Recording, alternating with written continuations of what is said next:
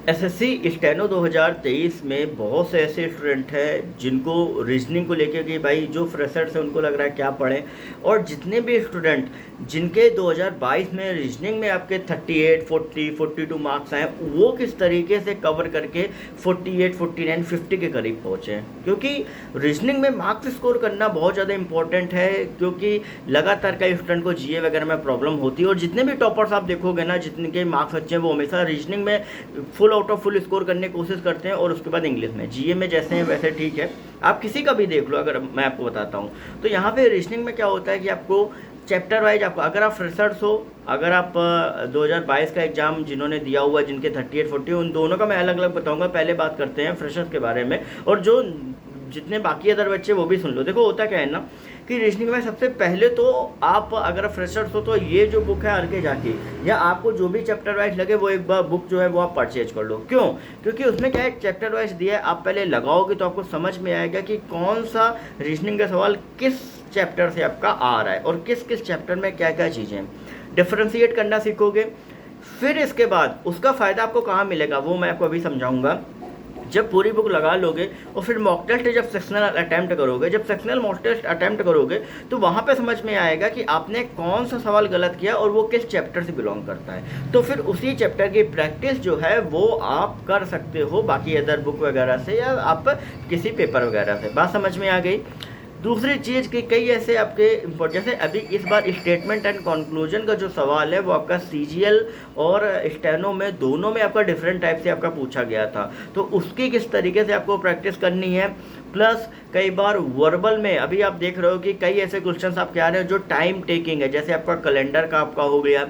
Even कई बार पूछ देता है आपसे इमेज वगैरह में आपका घुमा के पूछ देता है, ठीक है। तो ऐसे जितने भी आपके क्वेश्चंस होते हैं उनकी अच्छे से प्रैक्टिस करो, और वो आप तभी कर पाओगे जब आप ये चैप्टर वाइज पढ़ के मॉक टेस्ट लगाना स्टार्ट करोगे, ठीक है। सबसे पहली चीज़ ये। दूसरी चीज़ ये आती है कि लोग क्या करते हैं, स्टूडेंट क्या करते हैं कि जब भी मॉक टेस्ट लगाना आप स्टार्ट करते हो तो वहाँ पे आप ये देखते हो, कभी मैं एक सैम्पल मॉक टेस्ट में मैं आपको लगा के दिखाऊंगा कि किस तरीके से रीजनिंग को अटैम्प्ट करते हैं। अगर मान लो कोई क्वेश्चन नहीं भी आता है तो उसको कैसे स्किप करते हैं, वो पूरा मैं एक अलग स्ट्रेटेजी में आपको खुद मॉक टेस्ट अटैम्प्ट करके मैं आपको समझाऊंगा कि कैसे का एग्जाम हॉल में आपको अटैम्प्ट करना है, ठीक है। तो उसके लिए क्या रहता है कि जब भी आप किसी भी रीजनिंग में क्वेश्चन को अटैम्प्ट कर रहे होते हो तो पहले आप ये देखो कि आप उसको सॉल्व कर पाओगे। If you are doing right, अगर आपको लग रहा है कि नहीं हाँ कि मैं इसको कर ले जाऊंगा तो आप कर लो। लेकिन अगर आपको कहीं पर भी लग रहा है कि यार मेरे से ये नहीं हो पा रहा है, तो उसको फिर ज़्यादा टाइम वेस्ट ना करके उसको वहीं पे क्विट करके नेक्स्ट क्वेश्चन पे आप जंप कर जाओ। क्योंकि प्रॉब्लम ये रहती है कि कई बार स्टूडेंट क्या होते हैं कि ऐसे क्वेश्चन में टाइम देते हैं जिसके बाद इंग्लिश और जीए में टाइम कम बच पाता है, क्योंकि मेन जो टाइम है ना वो आपको इंग्लिश में क्लोजेस्ट कंप्रेंशन में आपको लगता है, क्योंकि वहाँ पे आपको पढ़ना पड़ता है, दिमाग लगाना पड़ता है। बाकी अदर जगह पे इतना नहीं, लेकिन वहाँ पे आपको पढ़ना पड़ेगा।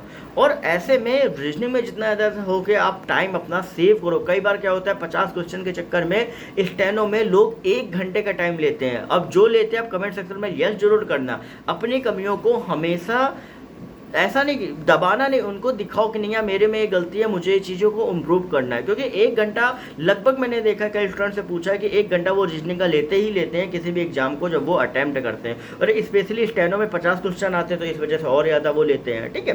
तो आप कोशिश करो बेसिक से चैप्टर वाइज आप सॉल्व करो, जो जो चैप्टर्स के क्वेश्चन आपको फंस रहे हैं उनकी अच्छे से प्रैक्टिस करो।